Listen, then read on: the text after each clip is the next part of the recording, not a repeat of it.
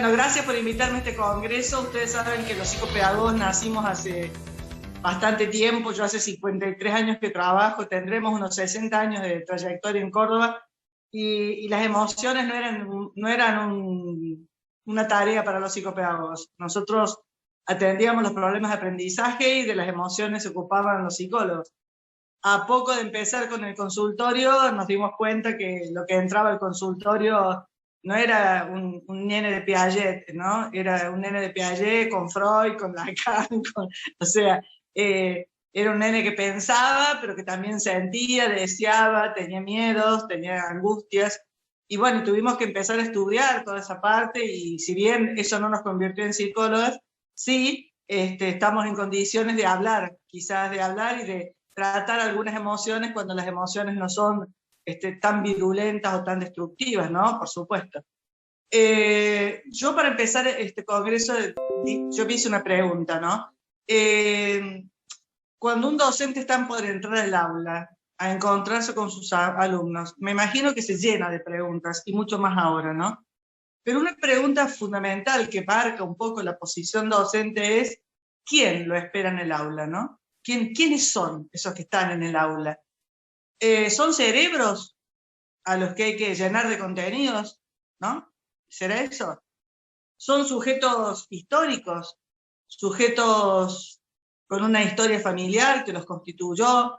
¿Sujetos bañados o atravesados de significantes? Ahí viene el solcito, el luminoso, el torpe, el vago, el lento, el del medio, el hijo de padres separados, el hiperactivo. ¿Es eso? ¿Es un sujeto deseante que se le despertó o no el deseo de aprender? Todos somos sujetos deseantes, pero no a todos se les despierta el deseo de aprender, que se despierta cerca de los 3 años con la pulsión epistemofílica de la que hablaba Freud, esta pulsión por saber, por conocer, llenan el mundo de preguntas, atosigan a sus adultos con los por qué, por qué, por qué, por qué, y como bien decía Freud, lo que está necesitando ese chico tan curioso, que por suerte es curioso, porque la curiosidad es la base del aprendizaje, lo que está necesitando es encontrarse con un adulto que le diga no sé, porque entonces cuando un adulto dice no sé, no se adueña del saber y le deja al niño el espacio para que él pueda inaugurar sus propias búsquedas y seguirse preguntando. Porque la verdad que si el adulto se las supiera todas, los chicos, nuestros alumnos, solo tendrían que repetirnos. Qué triste historia y cómo empobreceríamos las generaciones si lo único que esperamos de nuestros alumnos es la ciega repetición. También es lo que está en el aula es un sujeto con una trayectoria escolar. Quizás empezó en esa escuela, quizás viene de varias escuelas. Como nunca, ¿no? Hay cambios de escuelas por crisis económicas, por mudanzas, por crisis sociales. También hay un cuerpo ahí, un cuerpo que a veces está quieto, a veces se mueve demasiado, un cuerpo que lamentablemente muchas escuelas lo siguen sentando en fila, mirando la nuca de los compañeros. Lamentablemente en muchas escuelas todavía se silencian esos cuerpos quietos tampoco tienen que hablar, tienen que mirar al pizarrón y prestar atención. Y la verdad que los que son docentes saben que esos niños hace rato que no están en el aula. Tenemos otros niños, ¿no? Los del siglo pasado, aquietados y mirando el pizarrón. También un sujeto que tiene un hoy. A ese niño hoy algo le está pasando y lo está viviendo de acuerdo a cómo lo vive su estructura familiar. Hoy los chicos han atravesado la pandemia y no todos están enloquecidos, ni depresivos, ni angustiados. Todo depende qué palabras rodearon esta pandemia desde sus adultos, qué información se les dio. No es lo mismo los padres que filtraron la información un poco que aquellos que se sentaban a ver el noticiero con los hijos a contar muertos, sin pensar que un niño de 4, 5, 6 años no tiene forma de entender la muerte y de procesar tanta cosa siniestra, ¿no? Y bueno, todo lo que acabo de decir, el ayer, el hoy, la trayectoria escolar, la constitución familiar, todo eso entra al aula y bañado de emociones. Entonces están los alegres, los tristes, los tímidos, los desinhibidos, los hiperactivos, los violentos, los apáticos, los que bostezan, los que se aburren. Si uno quisiera pasar el termómetro de las emociones en el aula, no hay dos iguales, están todos ahí. Lo que hace bastante complejo el entramado vincular y bastante complejo la idea de pensar que yo prepare una clase espectacular y todos la van a recibir de la misma manera, porque no la va a recibir de la misma manera el que está triste, el que le están pasando cosas en su casa, el que tiene su mamá enferma, su papá perdió el trabajo, etcétera, etcétera, ¿no? Yo aprendí mucho de un pacientito psicótico de 10 años, que está trabajado en mi segundo libro, que es Aprender, que le puse Gastón de nombre, psicótico, estabilizado, después de muchos años de psicoanálisis, 5 años, y lo ponen en la escuela común, y por tener algunos problemas en la escuela común me lo derivan a mí. Cuando yo le pregunto para qué viene, me dice, vengo porque yo estoy partido en dos, una parte que se porta bien y una parte que se porta mal. Cuando me porto bien, atiendo a la señorita y hago los deberes. Cuando me porto mal, hago bulla, bulla, bulla y no hago nada. ¿Y a qué venís? ¿A qué esperas de mí? Y me dice, vengo a que me juntes la mente con las ganas. Y yo no podía creer lo que estaba escuchando. Y como sabía, porque había fundado una escuela de psicóticos, que los niños psicóticos son hablados, no tienen un lenguaje propio, sino que son otros los que hablan por ellos, le pregunté, ¿y dónde tenés la mente? Y me hace así. ¿Y dónde tenés las ganas? Y se señala el corazón. Como yo no podía creer semejante lucidez, le digo, ¿te animás a dibujarlo? Y sí, dibujó, y ese dibujo es la tapa de mi segundo libro, Aprender, que yo no sé si se ve. Decime vos. Sí, se ve perfecto. Bueno, ahí se ve un nombrecito invisible, como suelen dibujar los psicóticos, lo que no significa que los dibujos transparentes sean todos de psicóticos, ¿no? Hay una etapa en el dibujo del niño que todo es transparente, que dibujan una casa con el papel y una televisión adentro, por ejemplo, ¿no? Pero en los niños psicóticos que tienen una fragmentación corporal tan brutal, suele seguir esta transparencia. Ahí dibujó el cerebro de celeste, el corazón de rojo, y una línea, un caminito de flechitas rojas, que era lo que supuestamente yo tenía que hacer con él, ¿no? Que era juntarle la mente con las ganas. ¿Cómo aprende uno de cada paciente? Porque Gastón me hizo pensar de qué vale la mente, de qué vale un cociente intelectual brillante si no hay ganas de aprender, si no hay deseo, ¿no? Por un lado. Y por otro lado me hizo ver cuántos chiquitos con síndrome de Down, por ejemplo, o sea, con problemas en la mente, digamos, ¿no es cierto?, con una lentitud ahí, sin embargo, están llegando al terciario a puro deseo y a puras ganas, ¿no? Entonces, el sistema escolar tiene que realmente hacer un punto ahí, ¿no? Y trabajar firmemente hacer para despertar el deseo de aprender, porque si no lo despertamos, si el niño llega sin deseo de aprender, nada le interesa de lo que nosotros decimos, pasará, cursará la escuela porque es obligatoria, pero no aprenderá, ¿no? Y yo ahí hago una diferencia entre inscriptos y alumnos. Podemos tener 30 chicos, 40 chicos en un aula, pero ¿son alumnos? No, alumnos son los que quieren aprender. Los otros son inscriptos, van, ponen el cuerpo, se sientan, abren la mochila, copian del pizarrón, porque están inscriptos, porque la escuela es obligatoria, porque los padres le han dicho, si no vas a la escuela, nosotros terminamos en la cárcel, etcétera, etcétera, esas barbaridades que suelen decir los padres, pero si el niño no desea aprender, no tenemos un alumno.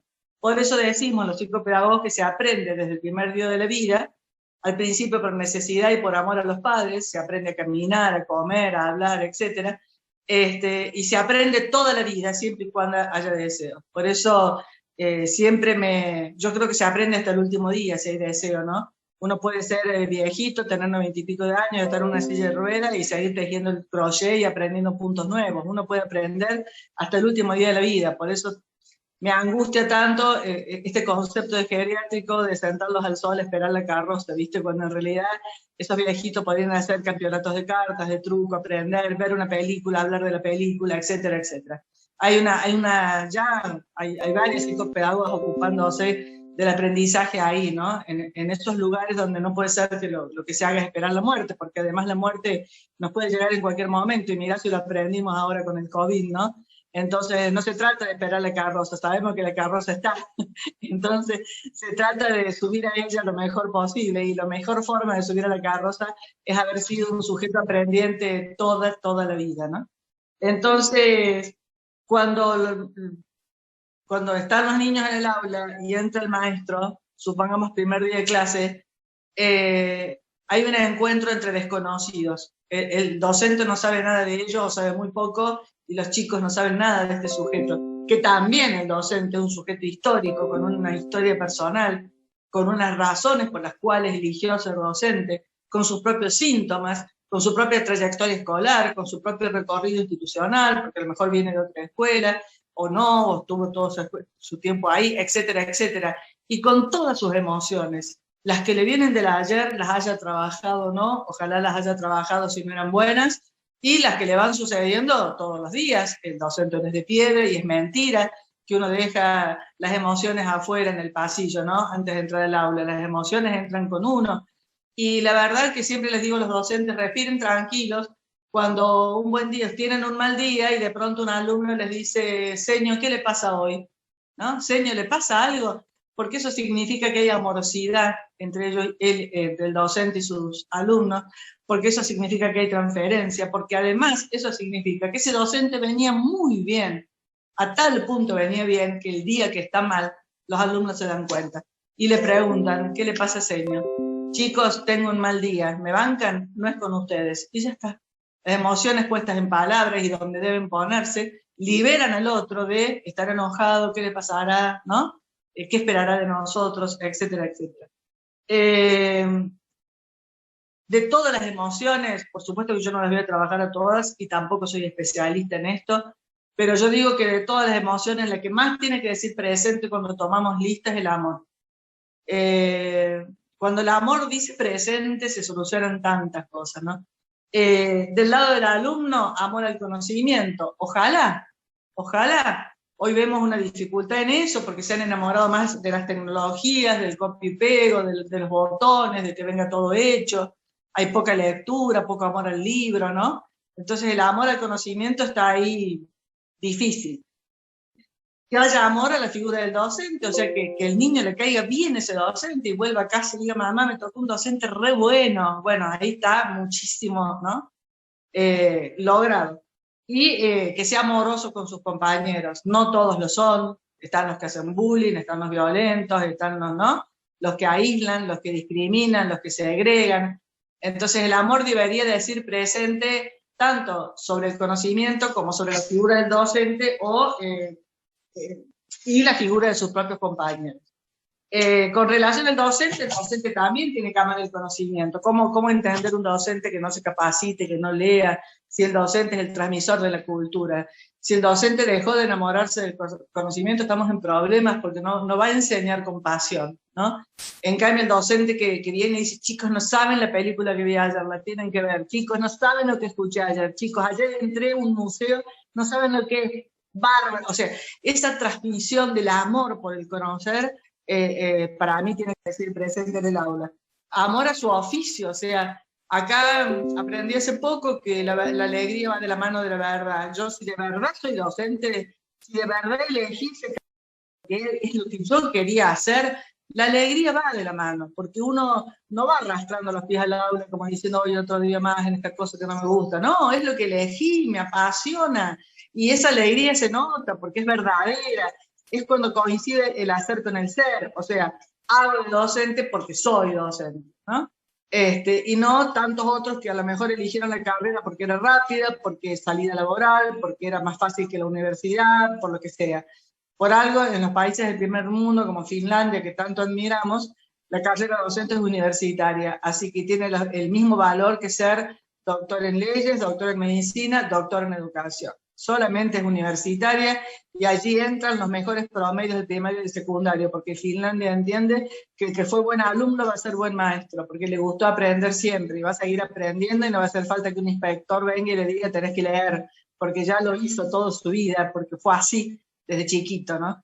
Entonces hay algunas cosas que nosotros tenemos que reflexionar y pensar si hay docentes para los cuales esto es un trabajo más y trabajarían en cualquier lado, o si de repente es realmente la razón de la vida, porque supongo yo, porque bueno, hace 20 años no estoy en el aula, pero estuve 33 años en el aula, estuve en el aula en el momento del proceso, estuve en el aula cuando había que enterrar los libros a 5 metros del níspero, porque ni Freud ni Piaget había cambiado los contenidos, ¿no? Y sin embargo, los sueldos siempre fueron malos, siempre nos pareció que ganamos poco, y sin embargo, entrábamos al aula con esas ganas de encontrarnos con los alumnos, ¿no? Y eso no tiene precio. Quizás tendríamos que ver todos la serie Merlí, porque Merlí, más allá de sus problemáticas personales, que no comparto, su modo de vivir el amor en lo personal, en el aula era un maestro. No hacía falta que con ese grupo de adolescentes disfuncionales, cada uno con sus problemas, él llegaba al aula y no hacía falta que le dijera silencio, présteme atención o pegar dos gritos. Los chicos se sentaban a escucharlo. Él tenía algo interesante para decirles, se los conectaba con la vida, se los bajaba al hoy, ponía muchísimos ejemplos, se notaba que le apasionaba lo que hacía y sobre todo se notaba la preocupación que tenía por cada uno de sus alumnos. Quizás algunos dirán se metía demasiado porque iba hasta la casa a ver qué les pasaba, pero yo lo que rescato de Merlí es el interés que le despertaba ese alumno triste, ese alumno que se dormía en el aula, ese alumno que se reía todo el tiempo, o sea, siempre se acercaba a hacerles preguntas para ver si necesitaban ayuda. Yo digo que el amor es el que tiene que decir presente como principal emoción, y yo sé que hablar del amor es difícil, por eso hay tanto poeta y tanto escritor y hay tanta bibliografía sobre el amor, no es tan fácil hablar del amor. Pero vamos a dejar afuera el amor a uno mismo, que es una forma de amor, se llama narcisismo. Algo de narcisismo hay que tener, que es ese pedacito que hace que seas coqueta, que te arregles para ir al aula, que sientas que es casi una ceremonia encontrarte con tus... Algo de narcisismo hay que tener, una linda carpeta, tratar de presentar bien los trabajos, algo de amor propio hay que tener. Pero más allá de eso, más allá del amor a uno mismo, el verdadero amor siempre incluye al otro, es una experiencia que te pasa con el otro y que va modificando las existencias. Hay amores que pasan desapercibidos y hay amores que te cambian la existencia, ¿no? Entonces, por supuesto que yo digo que el amor es el principal porque pienso que si un bebé al nacer no es alojado en el amor, no tiene ninguna chance de sobrevivir. El mejor origen para el ser humano es que lo espera, sea su mamá biológica, sea la mamá adoptante, sea la enfermera que se enamoró de él porque lo abandonaron, sea el papá, que la mamá se psicotizó, se murió, etcétera, el que lo aloje en la crianza con amor, bueno, ese está ya marcando un destino, ¿no? No es lo mismo nacer en el amor que nacer en la exclusión y en el vacío de sentimientos, ¿no? Hoy el amor está en problemas, aunque suene feo, está en problemas por la hiperocupación, está en problemas por la desocupación, está en problemas por la tecnología, está en problemas por las guarderías tempranas. Hoy tenemos bebés de 45 días ya en guardería, sin entender por qué de pronto desaparece ese rostro materno. No quiero decir que el rostro de la mamá o de quien les haga la crianza, puede ser el papá, se sientan culpables de dejarlo en una guardería. Supongo que si a los 45 días un niño está en una guardería es porque no hay otra, porque no hay ninguna otra figura de cuidado. Pero no es sin consecuencias. Después de esos papás a la vuelta de casa tienen que surcir ese agujero simbólico que se produjo cuando desapareció el rostro de la crianza materno o paterno y aparecieron un montón de rostros extraños, ¿no? También tenemos guarderías muy tempranas, también tenemos algo que se le llama tercerización de la crianza en la tecnología, ¿no? Estos papás que han dejado de contar cuentos y prefieren dar un celular para que los chicos se vayan, ¿no? Con TikTok a la cama.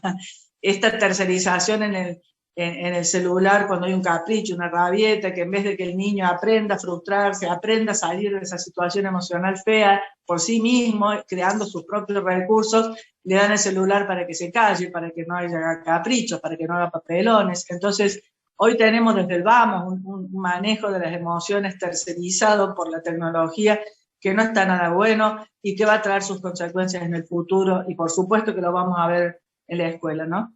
El peor cóctel que le puede esperar a un niño es soledad y pantallas.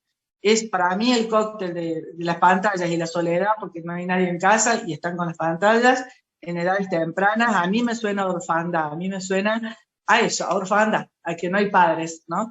No hay padres que filtren, no hay padres que digan basta, no hay padres que ofrezcan una pelota, un cuento, una tela, una masa, un disfraz, no sé. Me suena a orfandad. Cuando el amor está en problemas, también están en problemas los límites, porque los límites son una consecuencia del amor. El que ama cuida, el que ama no va a dejar que coma chisitos como única comida, o que esté 10 horas frente a las pantallas, o que duerma cuando quiere y se bañe cuando quiera, etcétera, etcétera. El amor incluye el límite, por eso cuando hay tantos problemas con los límites como hoy en día, que la mayoría de las conferencias papás piden eso, cómo le pongo límite, cuál es la mejor penitencia, etcétera, yo siempre doy vuelta a la moneda y les digo, vamos a revisar la cara del amor. Porque si yo soy una máquina de decir no, si yo soy una máquina de poner en penitencia, es lo que está fallando en la otra cara. ¿Cómo son los encuentros? ¿Qué calidad tienen los encuentros? ¿Realmente cuando estoy con mi hijo lo estoy mirando y escuchando de verdad? ¿O estoy con el celular en la mano y el ruidito del mensaje que entra es más importante que lo que mi hijo me está contando, ¿no? Entonces, a mí me parece que el amor está en problemas y me parece, así terminado el libro, Volver a mirarnos, que de verdad fue un éxito editorial y yo creo que la única cosa fuerte que ahí decíamos, es todo un trabajo que también hice con mi hija acerca del impacto de la tecnología en nuestras vidas, creo que el pedido que hacía ese libro era no dejemos que las pantallas hackeen los tiempos del amor. No dejemos que las pantallas hackeen los tiempos del amor. ¿Batalla imposible? No. Batalla difícil, pero no imposible.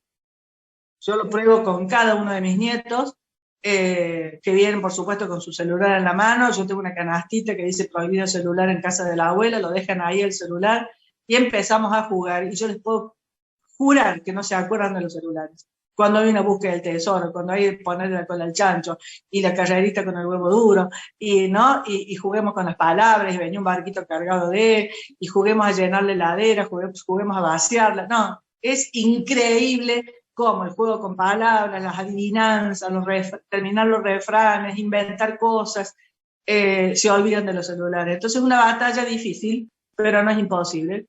Quizás una batalla a la que estoy convocando a los abuelos. Ojalá los abuelos, cuando vienen nuestros nietos, no caigamos en la comodidad del celu y tratemos nosotros de mostrarles que hay otro mundo, que es el mundo de la fantasía, de la imaginación, de la creatividad, ¿no? Y de la lectura, porque la verdad que se lo están perdiendo. Muchos padres convencidos que tienen que saber tecnología, la van a saber, les va a sobrar. El mundo va a ser tecnológico. Pero cuando todos sepan el mismo nivel de tecnología y sean casi robots de la tecnología, ¿quién se va a destacar? ¿Quién se va a destacar? El creativo, el que puede dar un pasito más, el que inventa algo. Y no hay creatividad sin emociones, no hay creatividad sin alegría. Y se genera en la infancia. Cuando con poquito, cuando una cáscara de nuez y una hojita de parra, yo jugaba a servirle el té a mis amigas. No hacía falta tener el juego del té de la Barbie, de la heladera de la Barbie, el microondas de la Barbie, y al final no juegan a nada. Nosotros sin nada jugábamos. Y eso yo creo que lo tenemos que seguir sosteniendo. Bueno, ¿cómo llegan los chicos a la escuela? Algunos llegan educados, otros mal educados, siempre hubo. Y la nueva tendencia, según los docentes de nivel inicial, es que están llegando niños no educados. Los niños bien educados, evidentemente que ahí el amor va a decir presente, ha habido mucho amor, son amorosos con el docente, son amorosos con sus compañeros. Un niño criado amorosamente es amoroso, se siente valioso y tiene buena autoestima y no le hace falta pegar o meterse en cosas raras para encontrar un lugar en el aula, ¿no? La verdad que los chicos bien educados son un placer para los docentes. Después los mal educados se hace más difícil trabajar, por supuesto, y ni hablemos de los no educados, los que ponen la traba, los que se llevan cosas que no son de ellos, los que insultan, los que no respetan la figura del maestro, los que van al baño, visitadores del baño, les llamo yo a cada rato, los que no distinguen el recreo del aula, los que no saben jugar, los que violentan, los que hacen bullying. Bueno, todo ese panorama de las emociones negativas también está en el aula y el docente se las tiene que ver con ellas y sabemos que son difíciles de trabajar. Pero yo lo que quiero decir como algo desde la psicopedagogía es que el ser humano es consciente e inconsciente. O sea, el consciente sería el yo, lo que yo puedo manejar. Yo puedo llegar a una reunión que no me gusta y decir, bueno, no voy a arruinar yo la reunión, pongo cara que me gusta, escucho, hablo, maneja el yo como un manipulador, digamos, ¿no? No es muy sincero el yo. Hay una parte inconsciente del ser humano que se rige por el principio de placer, no por el principio de realidad, que es absolutamente inmanejable. Yo no sé si todos los que me están escuchando creen en el inconsciente descubrimiento de Freud del siglo pasado. Yo creo, ¿saben por qué? No es una cuestión de creencia. Sé que lo tengo porque he soñado cosas espantosas. Porque, ¿no? De noche dormida he soñado con la muerte de alguien más querido y vos decís, eso el yo no lo sueña.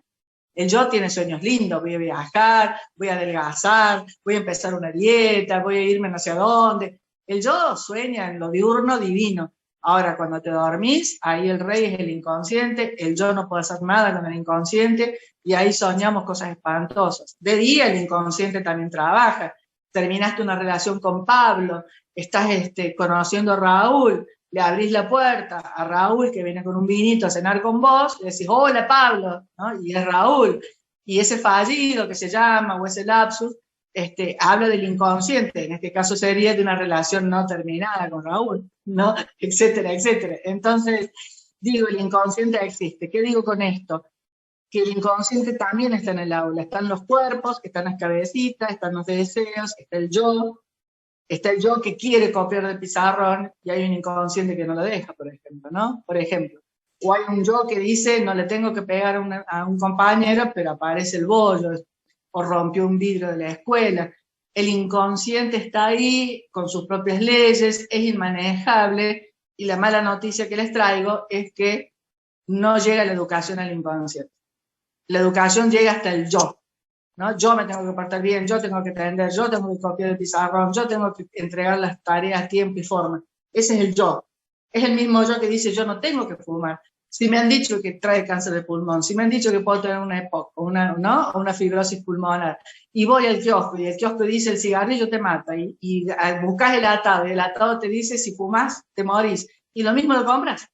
Quiere decir que la información llega hasta el yo. El inconsciente hace lo suyo. No es que las chicas que quedan embarazadas no conocen los métodos anticonceptivos, los conocen, pero conocen, el yo conoce que hay métodos anticonceptivos, pero el inconsciente juega su trampa. Y bueno, una vez que no lo use, una vez que no tome la pastilla, ¿no? Y ahí está el inconsciente jugando su trampa con esos resultados. Entonces, no es que los chicos no sepan que si se suben a un auto borrachos pueden hacer un desastre con su propia vida y con la del otro. Lo saben, lo han visto, han escuchado las noticias, conocen y sin embargo lo hacen. Entonces, ese es el freno de la educación, el inconsciente. El inconsciente no llegamos. Imagínense que si pudiéramos llegar con la educación al inconsciente, acabaríamos con todos los males de la humanidad. Pero al mismo tiempo seríamos manipulados por quien nos educa. No habría nada que se resistiera, ¿me entienden? Sería muy peligroso. Entonces el inconsciente está, hay que respetarlo. ¿Y qué quiero decir con esto? Que cuando Pedrito me trata mal, yo soy el docente Pedro, y Pedro me hace una cara así o me manifiesta su enojo, yo no sé, como docente, si el enojo es conmigo, si el enojo viene de la casa, si yo me parezco mucho a su papá o a su mamá y el enojo es con el papá o la mamá, no lo sabemos. ¿Qué quiero decir? Que hay cuestiones inconscientes que se nos escapan, se le escapan a los terapeutas, imagínense en los docentes, que se nos escapan y que hacen que la educación tenga, lo que decía Freud, ese costado de imposibilidad. No todos van a querer aprender lengua, no todos van a querer aprender matemática, no todos me van a querer, no todos van a estar felices conmigo, a pesar de las intenciones del yo. A pesar de las intenciones del yo, hay algo del inconsciente que se resiste a la bondad, que se resiste a la matemática, a la biología, a la física, y vos decís, vas a la sala de profesión y decís, ¿qué hago con Pedro, chicas? Yo soy la de matemática, por ejemplo. ¿Qué hago con Pedro? 2 más 2, 16. ¿Qué hago con Pedro? Ese chico tiene que repetir, y capaz que al frente está la de lengua tomando el mate y le dice, Pedro Gómez, sí. Ah, no sabes los cuentos que escribe. Bueno, y ahí ya tenemos 2 Pedro, un Pedro que flota en lengua y sufre en matemática. Y ahí nos tenemos que preguntar, ¿es por el profe? ¿O es por las cuestiones que le pasan a él con los números? Vaya a saber por qué. No sé si me siguen. Entonces, es tan complejo el tema, es tan complejo, nosotros lo llamamos así, transferencia contra transferencia. Lo que yo estoy segura es que se aprende desde el amor. Los chicos aprenden por amor desde chiquititos, caminan porque el primer día que se levantaron y dieron 2 pasos lo aplaudieron, controlan de esfínteres porque el primer día que hicieron pipí, popó, donde hay que hacerlo, lo aplauden, y dibuja porque cuando dibuja y la maestra de jardín le pone una carita feliz, los padres ponen carita re feliz, y ellos aprenden por amor a los padres. Después la escuela tienen que hacer el trabajo de que aprendan por amor al conocimiento. Para eso tiene que haber docentes que amen el conocimiento y que transmitan ese conocimiento con pasión. Se acabó la historia de la escuela de la letra con sangre entra, ¿no? Eso me decían a mí. Ahora le pongamos sangre a la letra. Le pongamos sangre, le pongamos amor, le pongamos fibra, le pongamos alegría, le pongamos pasión. Yo hace rato que vengo hablando de la pedagogía de la alegría, no de la diversión, porque la escuela no es divertida ni tiene por qué serlo, ¿no? Aprender no es divertido, pero alegría en el aula, buen humor, buena onda. ¿Y cómo se logra? Y bueno, con un docente lo más sano posible, con un docente que haya trabajado sus cuestiones emocionales, porque si yo vengo molesta con el mundo, con mi cuñada, con mi pareja, con mi suegra, con mi madre, con mi vecina, con Cristina, con Mauricio, con Alberto, si yo vengo enojada con el mundo, ¿qué hago cuando entro al aula? ¿Qué hago cuando entro al aula? Entonces, Freud, miren, hace un siglo, sin haber sido nunca docente, decía, lo mejor que puede hacer el psicoanálisis como aporte a la educación es el análisis de los educadores. O sea, Freud los mandaba a terapia a los docentes, sin haber sido el docente. ¿Pero por qué? Porque decía, es una práctica tan intersubjetiva, porque están los conflictos del docente y los conflictos del niño, que a su vez son derivados de sus padres. Porque aunque no quieran creer, y acá me van a matar los docentes, además de los 30 alumnos que tienen sentados en el aula, cada alumno tiene 2 figuras parentales. O sea que el aula es multitudinaria, aunque los padres no estén, están. Aunque no estén, están. ¿Dónde están? En ese hijo, ¿no? Y en su forma de ser y de responder, etcétera, etcétera. Entonces, los chicos aprenden por amor. Ojalá haya amor al maestro. Ojalá seamos tan amorosos como para que los chicos digan, a este docente hay que estudiarle. Hay que estudiarle. Por amor al docente. ¿Cuántas veces yo estudié por amor al docente? Si no es así, porque el docente no me gusta, me hace acordar de mi tío, me hace acordar de mi padre, mi madre, lo que sea, no me gusta, ojalá parezca el amor al conocimiento. Aprendo matemática porque amo los números. No me importa el docente que me lo da, pero amo los números. Ahora, si no amo el docente y no amo los números, la matemática va a ser una tortura, ¿sí? Porque no tengo transferencia ni con el docente ni con la materia.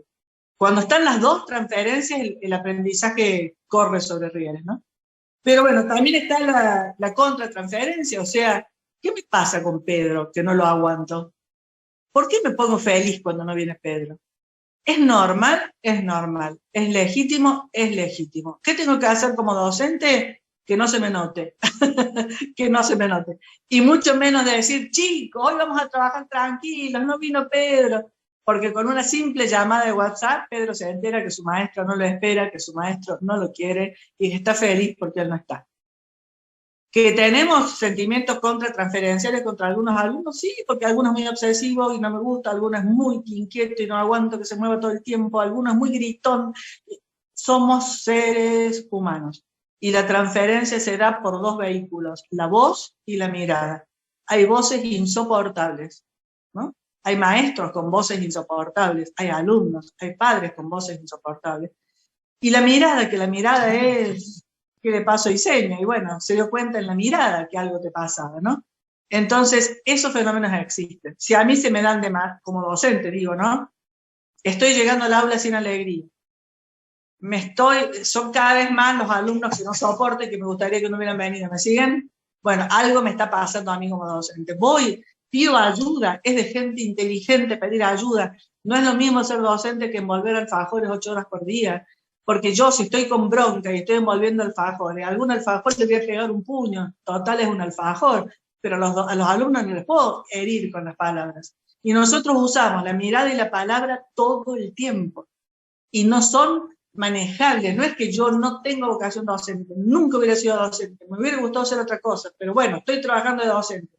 Bueno, Liliana, pongo cara de Jacinta Pichimahuida. Los miro con amor. No se puede.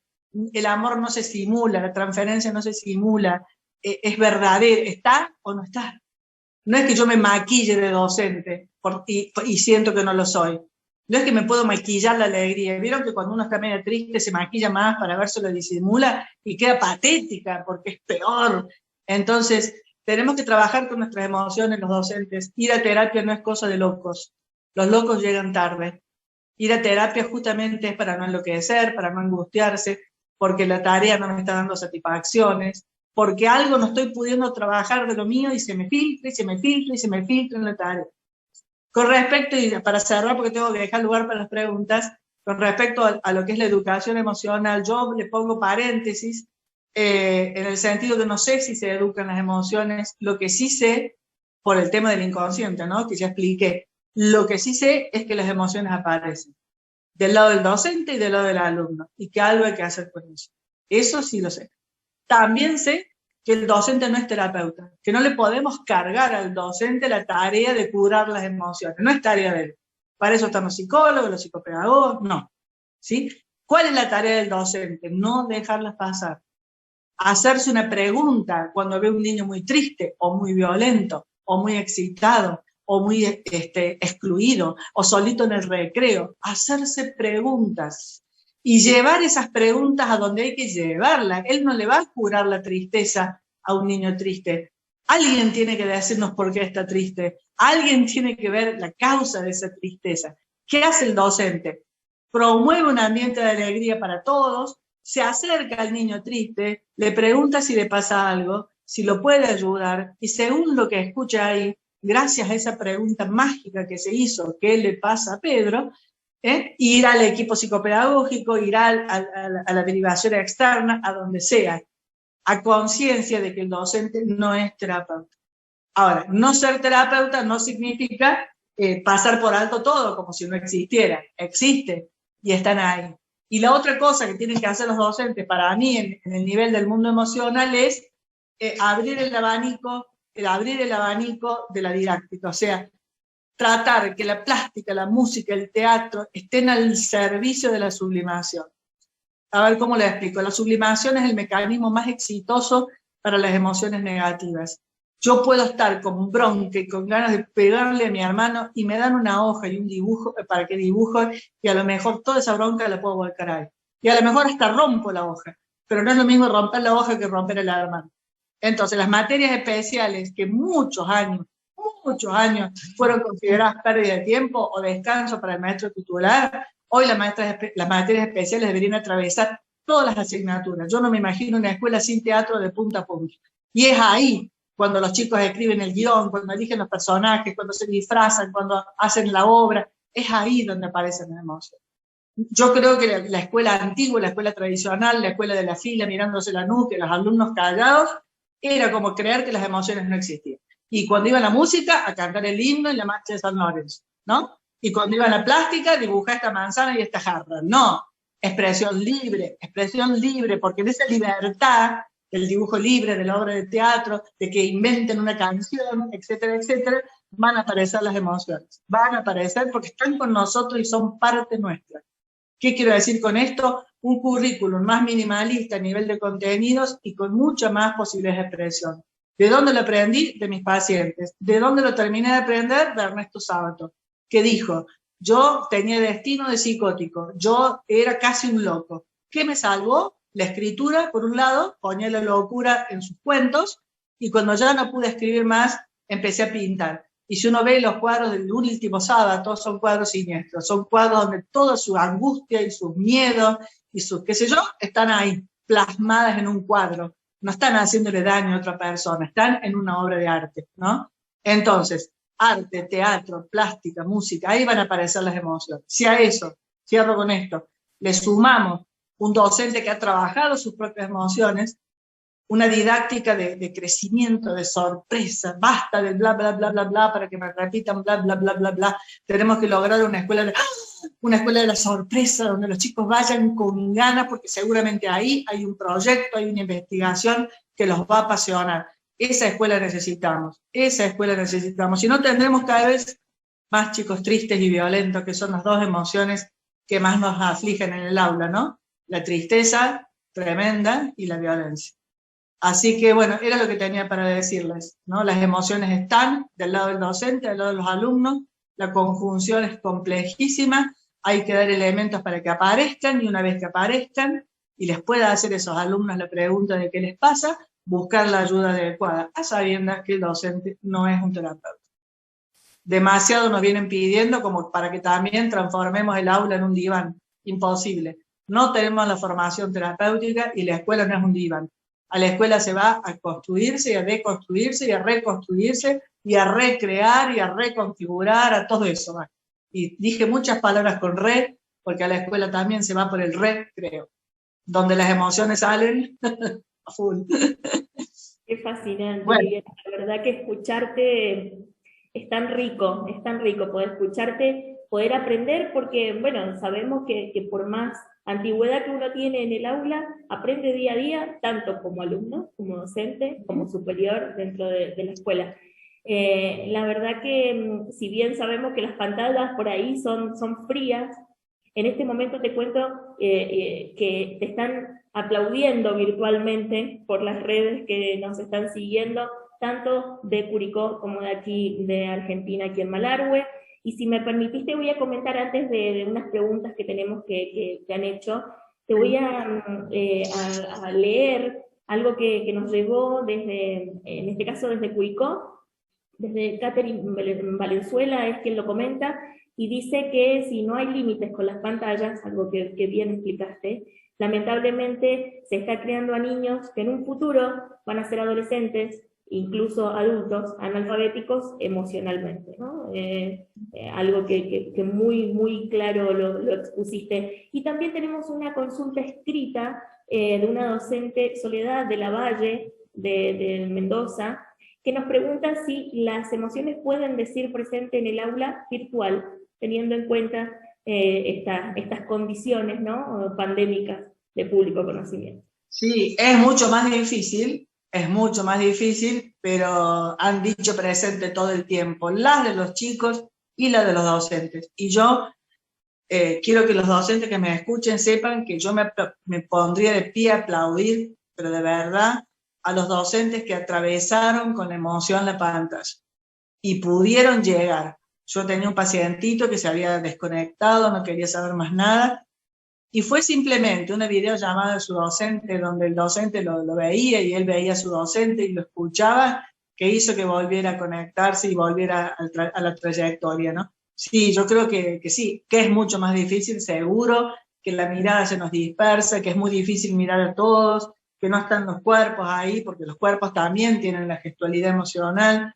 Es mucho más difícil, pero sí, estaban de los dos lados, se hizo lo que se pudo con eso, y yo lo que quiero decir es que ahora que volvimos a la presencialidad, hay que darle más lugar a la sentada en ronda, a 1,5 metros de distancia, a contarnos cosas, cómo la pasamos, cómo lo vivimos, cómo vieron al mundo de los adultos en la pandemia, qué sintieron. Yo el otro día hice un concurso con mis nietos, los dividí todos así en distintas piezas, cada pieza era un laboratorio y tenían que inventar una nueva vacuna para el COVID, pero que sea bien argentina. Y la tenían que explicar por qué era buena esa vacuna y por qué se llamaba como se llamaba.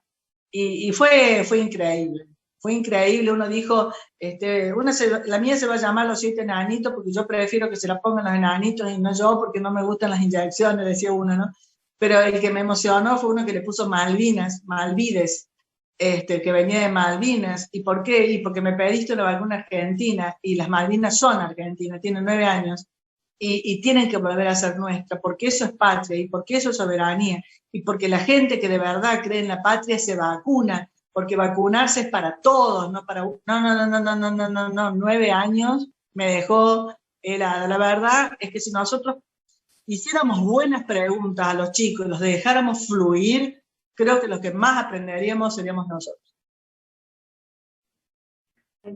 Tal cual, Liliana. Bueno, y te cuento que tenemos una pregunta por video, tenemos unas manos mágicas ahí que están del otro lado de la cordillera, de donde estamos nosotros aquí en Malargüe, que están en Curicó, que nos van a poner en el aire una pregunta de Rodrigo Lobos, él es de la Escuela Italia de Curicó, no sé si ya podemos verla, a ver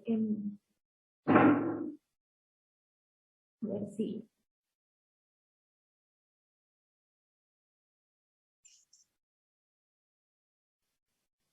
¿Tenemos la pregunta allí de él?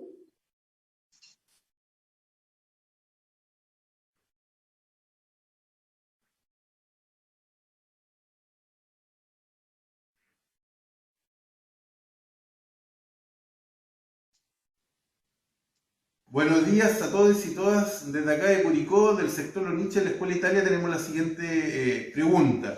Nos gustaría que nos pudiera dar a conocer alguna estrategia o cómo usted durante su trayectoria como psicopedagoga ha trabajado el proceso de estimulación de la familia y el contexto para el aprendizaje de los estudiantes, entendiendo en cuenta que el contexto es fundamental en la motivación de nuestros estudiantes, ¿ya? Nos gustaría que nos entregara algunos tips, algunas estrategias en cuanto a su conocimiento, ¿ya? Desde ya muy... ¿Vos alcanzaste a entender la pregunta? ¿Estimulación de qué? No entendí. Y con respecto, por lo que pudimos ver, porque el video un poco se cortaba la transmisión, que con respecto a esa trayectoria que usted tiene como psicopedagoga, este mensaje, ¿no? Esto del hoy, digamos. No, porque habla de la estimulación. La estimulación le pedimos la estimulación. al técnico a ver si lo puede poner nuevamente, por favor, a la pregunta, porque Sí, la verdad que no lo pudimos ver nosotros que estamos desde el Zoom. Mientras tanto, bueno, decirles que, para no perder tiempo, mientras tanto decirles que yo no soy de dar tips. La verdad que hasta la palabra me molesta, ¿viste? Tips, la gente quiere tener tips, herramientas, y en realidad lo que tiene que hacer la gente es conectarse con el hijo, conectarse con el alumno, mirarlo, escucharlo, y de ahí va a surgir la herramienta. Porque cuando uno habla de tips, parece que funcionaran para todos por igual, y la verdad que no es así. Estimular, no sé si de lo que hablas de la estimulación de las emociones, para mí, yo como psicopedagoga, no hablo del aula, porque el aula tuve un año de docencia primaria y 32 años de docencia superior. Si hablo de la docencia primaria, o sea, ya les dije hace tiempo, tenía 18 años y ellas tenían 12, eran 42 alumnas de un colegio religioso, yo tenía 18, sé que nos separaban 6 añitos, y la verdad que yo no sabía nada de nada. En aquel momento uno terminaba el secundario y era maestra, y me di cuenta que no podía dar clase porque había un clima emocional raro, había mucha cosa entre ellas, muchas broncas, muchas envidias, muchos celos, estaban en la adolescencia, ¿viste? Ya la mayoría ya eran señoritas, y yo me daba cuenta que yo no podía dar clase, que yo no sé si era yo, si eran ellas. Entonces forré, este sería el tip, forré una caja verde con mucha esperanza y le hice un hueco, y les dije, miren chicas, yo acá están pasando cosas, si me las quieren contar me las cuentan, y si no, las escriben, las ponen en esta urna, y yo los viernes me las llevo, no hace falta que firmen, puede ser anónimas, pero yo necesito saber qué está pasando entre ustedes para yo poder ver por dónde puedo dar clase. Me acuerdo ese primer viernes que me llevé la urna a mi casa, mate en mano, viste el termo, Jacita Pichimagüira, soltera, toda la vocación puesta ahí, y había un montón de papelitos que hablaban de envidias, de rivalidades y demás, y había un papelito rosa, el único rosa, que fue el primero que abrí porque era el único rosa, y decía, señor Lili, para tener mellizos, ¿hace falta hacer el amor 2 veces la misma noche? Ahí me di cuenta que estas niñas estaban alborotadas hormonalmente, casi todas ya tenían cuerpito de mujer, era una escuela donde de la sexualidad no se hablaba, cualquiera de ellas o la mayoría de ellas ya podía ser madre. Entonces, bueno, volví esa semana y como pude, imagínense, con 18 años, sabiendo bastante poco de mi sexualidad todavía, les expliqué cómo se hace un bebé, por ejemplo, ¿no? Digo, si uno no resuelve esas emociones y si uno no resuelve esas preguntas, es muy difícil que les interese, viste, el teorema, ¿no? Los tiempos verbales, están en otra cosa, y hay que escuchar en lo que están. Y a veces funciona sentarnos en redondo. Otro tip sería bueno, cuéntenme qué les está pasando, cómo están, y que haya una especie así de abridor emocional para después entrar al aula, pero digamos a lo que es el contenido. Pero mucho más no se me ocurre, porque yo después en el nivel superior era una especie de Merlí, o sea, a mí me encantaba ir a clase, y yo en vez de dar clases, yo no daba clases magistrales, ni mucho menos, ni me subía a la tarima. Yo daba lo que se llama hoy se le llama, pero yo te estoy hablando de 50 años atrás, aula invertida.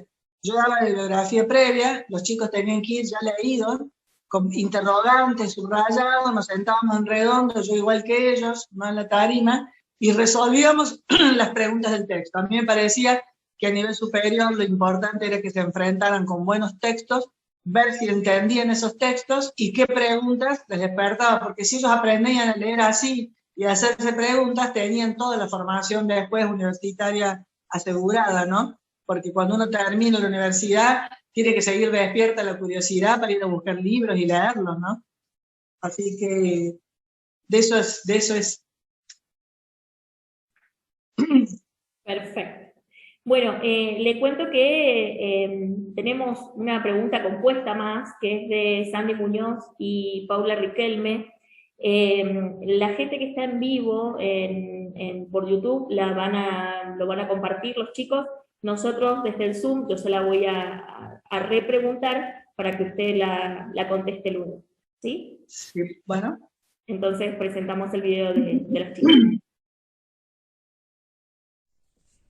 Buen día, Liliana, mi nombre es Paula Riquelme, psicóloga de la Escuela Palestina, y nuestra pregunta desde el programa de integración escolar es ¿cómo podemos reeducar las emociones de estudiantes que han sido acostumbrados a regularse emocionalmente por medio de objetos tecnológicos como tablet o celulares? Muchas gracias desde ya.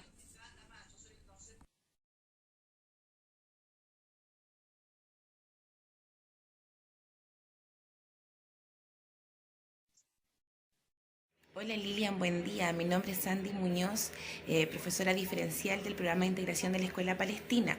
Nuestra consulta es ¿cómo abordar el estado emocional de nuestros estudiantes cuando retornemos entonces, a la presencialidad? Liliana, ellas preguntan ¿cómo abordar el estado emocional a la vuelta de la presencialidad? Dejarlos, un poco ya lo dije, ¿no? Sentarlos en redondos, dejarlos hablar, hacer una obra de teatro, que dibujen, que hablen. Yo, por ejemplo, les hice hacer a mis nietos máscaras para esperar al coronavirus al principio de la pandemia, y me sorprendió. Le digo, si el coronavirus toca el timbre de tu casa, ¿qué máscara te pondrías para recibirlo? Y las máscaras que hicieron fueron terribles, con dientes, con sangre, con pelo, horribles, monstruosas. Y de pronto una nieta de 6 años hace una carita con corazones, toda sonriente, y le digo, con esa cara, una máscara amorosa, con esa cara vas a esperar al coronavirus. Y sí, abuela, porque si yo me hago amigable y soy amorosa con él, él no me va a hacer nada a mí. Esas son las cosas que hay que dejar que aparezcan, ¿no? La emocionalidad de los chicos, y la única forma es a través del teatro, de la plástica, de la palabra, de darle lugar. Yo creo que si le dan lugar, aparecen.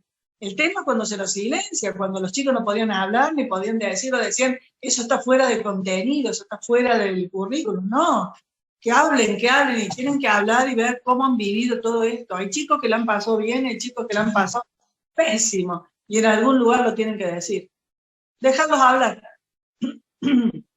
Dejarlos hablar, dibujar, actuar, todo lo que estuve diciendo, no es pérdida de tiempo, ¿eh? Es liberar el aparato cognitivo de emociones negativas para que después se puedan instalar los aprendizajes que queremos, ¿no?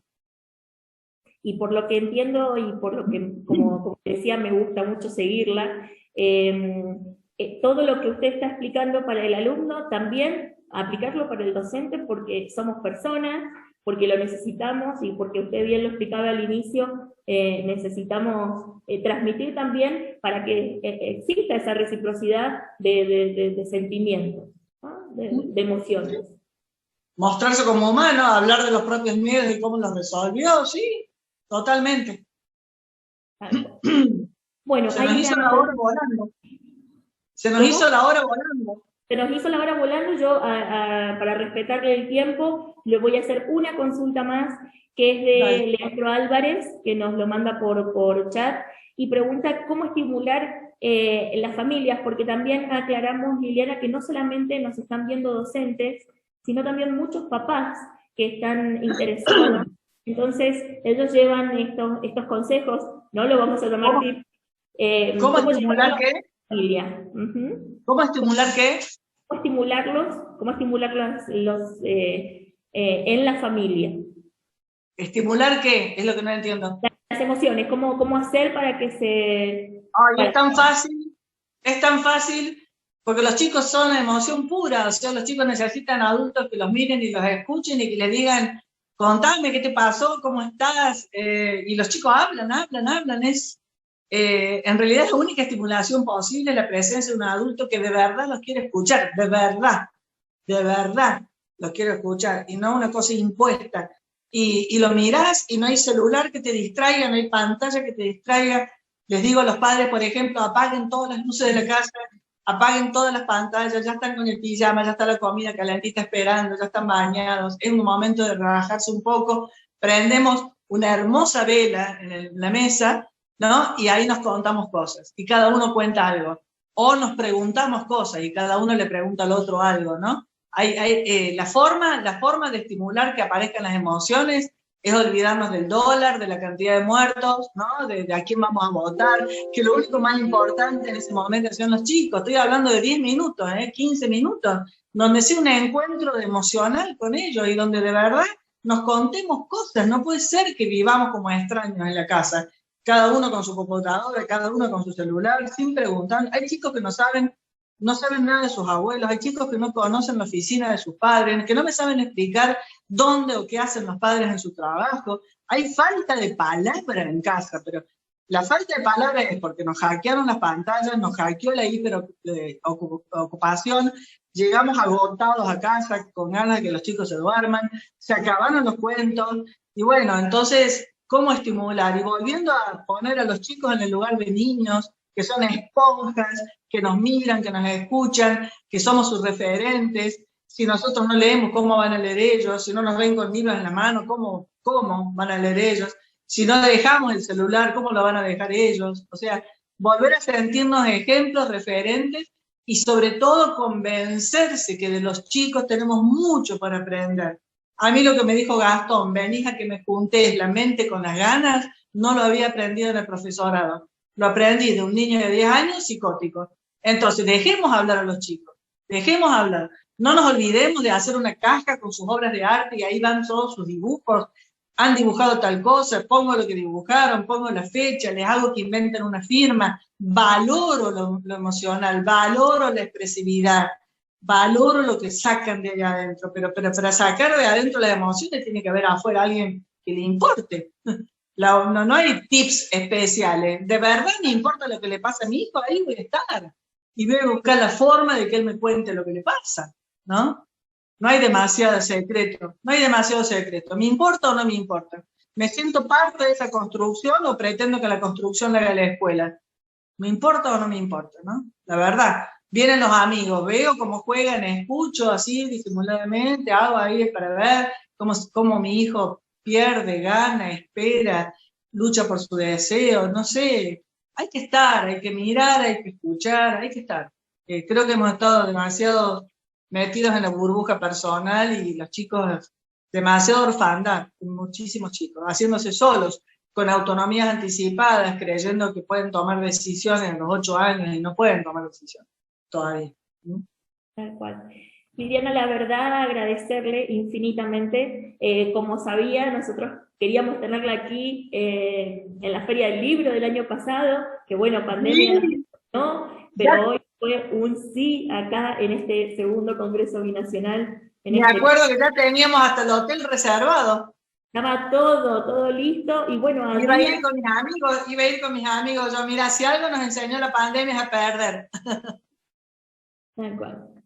Aprendimos a perder, pero bueno, acá estamos, por suerte vivos, pensando, soñando, y bueno, y con la idea de que esta pandemia nos haya enseñado algo, ¿no?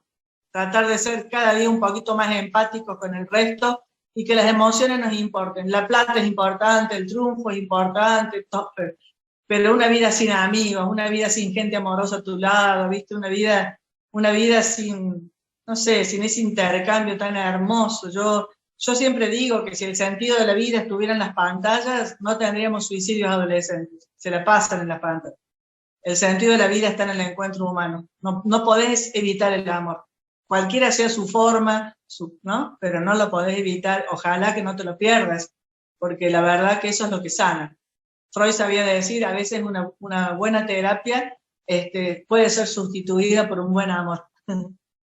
Así es, así que Liliana, agradecido, nosotros desde aquí un saludo fraterno, sabe que la queremos mucho, la vamos a tener acá en Malargüe, no nos vamos a perder de tenerla acá, así que vale. Venir, y quizás el próximo encuentro también sea en este tercer encuentro binacional y tengamos que viajar un poquito más y nos vamos hasta Chile, así que allí con las personas que hoy estamos organizando. Muchísimas gracias, Liliana, un placer tenerla hoy acá. Y Chao, nosotros chao. nos vemos. Y nosotros nos quedamos con un pequeño intermedio a todos los docentes que están conectados allí, porque a continuación vamos a tener a Rocío Roque, que ella va a estar presentada allí por mi coequiper, por Rodrigo. La verdad, un placer encontrarnos en esta primer mañana del segundo Congreso Binacional de Emociones en el Aula. En el entremedio, en el interpaz, donde nos vamos a preparar un tecito o un cafecito, también vamos a tener la oportunidad de ir viendo algunas pequeñas sorpresas que tenemos, así que nos vamos a conectar nuevamente en un ratito nada más. Que estén muy bien.